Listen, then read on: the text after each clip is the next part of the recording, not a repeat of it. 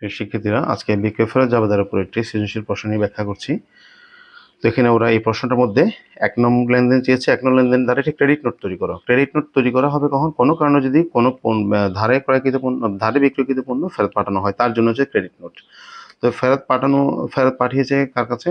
অর্থাৎ প্রতিষ্ঠানটি হচ্ছে মিস্টার মাসুম, যার প্রতিষ্ঠান তার নামে এখানে ক্রেডিট নোট ফেরত পাঠিয়েছে রনি ট্রেডার্স। এই রনি ট্রেডার্স ৮০ টাকা করে ২২টি নিম্নমানের প্লেট। তো ৮০ টাকা করে ২২টি নিম্নমানের প্লেটের দাম আছে ১৭৬০ টাকা। কারবারি বাট্টা ৫% বাদ দিলে, ৮৮ টাকা বাদ দিলে ১৬৭২ টাকা। এই ছিল ক্রেডিট নোট। এরপর হচ্ছে বিক্রয় ফেরত জাবেদা। তো বিক্রয় ফেরত জাবেদাটা আমরা তৈরি করবো স্বাভাবিকভাবে। আমাদের বিক্রয় জার্নাল হচ্ছে যে বাকিতে বিক্রি ক্ষেত্রে প্রাপ্য হিসাব ডেবিট, বিক্রয় ফেরত ক্রেডিট। তো এখন যখন ফেরত পাঠানো হবে তাহলে আমার প্রাপ্য হিসাব কমে যাবে। মানে প্রাপ্য হিসাব ডেবিট, বিক্রয় হিসাব ক্রেডিট হচ্ছে আমার সাধারণ জাবেদা। তাহলে ফেরত পাঠালে বিক্রয় হিসাব ডেবিট, প্রাপ্য হিসাব ক্রেডিট হয়ে যাবে। তো সেজন্যই এখানে আসলে ক্রেডিট হিসাব খাত উল্লেখ করা হয়। এটা মাথায় রাখতে হবে যে আমাদের আসলে প্রাপ্য হিসাব কমে যায় বলে। প্রাপ্য হিসাব ডেবিটের জায়গায় প্রাপ্য হিসাব ক্রেডিট হয়, সেজন্য আমরা এটাকে ক্রেডিট হিসাব খাত উল্লেখ করি। এই জায়গাটা কিন্তু একটু ইম্পর্টেন্ট, এখানে যেন ভুল না হয়। তাহলে কোন কোন প্রাপ্য হিসাবগুলো কমতেছে? রনি ট্রেডার্স কমতেছে ১৬৭২ টাকা। এরপর মূল্যায়ন কং থেকে ৬০ টাকা দরে ৫ ডজন চা চামচ ৩০০ টাকা।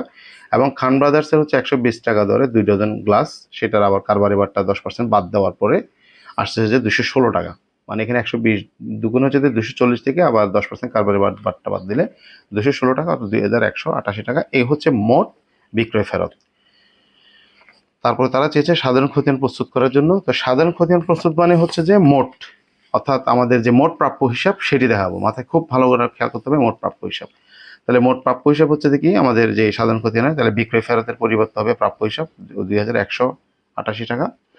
অর্থাৎ এই যে মোট প্রাপ্য হিসাব হচ্ছে ২১৮৮ টাকা। অর্থাৎ তিনজন, রনি ট্রেডার্স, মূল্যায়ন কং এবং খান ব্রাদার্স, তিনজনের সমষ্টিটা আলাদা আলাদা না। যদি রনি ট্রেডার্স, মূল্যায়ন কং আলাদা করতাম, অর্থাৎ রনি ট্রেডার্সের একটি খতিয়ান, মূল্যায়ন কং এর আরেকটি খতিয়ান, খান ব্রাদার্সের আরেকটি খতিয়ান করতাম, তবে সেই খতিয়ানগুলো হচ্ছে তো সহকারী খতিয়ান। তাদের সমষ্টিগত যদি হয় সেটা হবে কি সাধারণ খতিয়ান। তো সাধারণ খতিয়ানের আমরা এটা এখন দেখাচ্ছি। জাস্ট কি প্রাপ্য হিসাব এই ডেবিট ২১৮৮। আবার এখানেও ঠিক ওই প্রাপ্য হিসাব পরবর্তী বিক্রয় ফেরত হিসাব ২১৮৮। তো আজ পর্যন্ত। পরবর্তী ভিডিও দেখার আমন্ত্রণ রইল।